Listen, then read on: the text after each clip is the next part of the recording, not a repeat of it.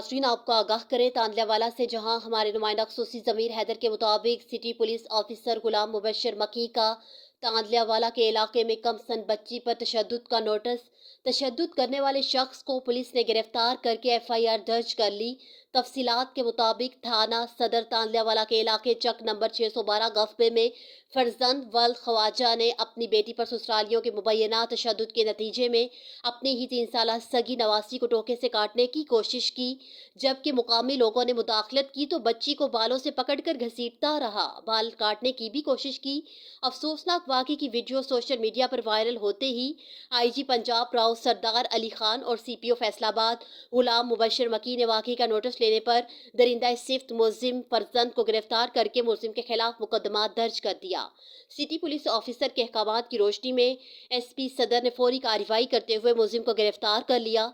CPO Faisalabad का कहना था कि आवाम के जानो माल का तहफ़्फ़ुज़ हमारी अव्वलीन तरजीह है। किसी को भी कानून शिकनी की हरगिज़ इजाज़त नहीं दी जाएगी।